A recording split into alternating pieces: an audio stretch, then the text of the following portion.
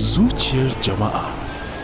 Babu abin da ba su mana ba, mene ba su ce mana ba, zagi ta uwa ta uba, amma kuma mun ci gaba. Kai keep quiet. Ni fa barka ji dama, ni fa wannan waka tun da naji tana ta yawo sai in ji ana more. Wai ita kalmar more din ma me take nufi?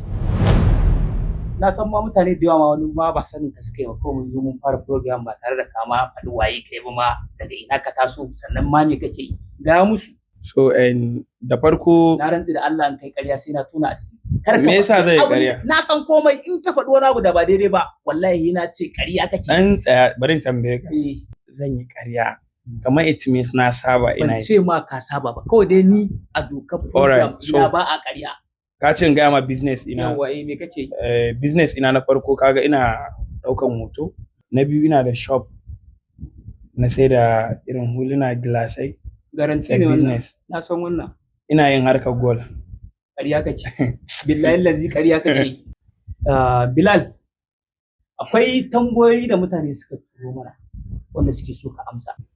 An ce kana lalata mata.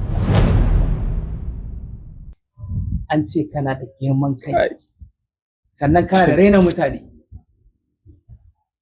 Me yasa ka zaɓi rayuwar social media a ƙarancin shekarunka, wanda ya kamata a ce makaranta ka ba muhimmanci? An ce soyayya ku da Farida ta yi ƙarfi har an fara magana a wuta. Suka ce. Ya ce ne. Okay, wai na The Game kenan. Team ɗin The Game. Wanne kake nufi? Reality ake magana a nan, kana magana wani dige na game yake ana. Kana nufin za a wuri Farida? A don nu.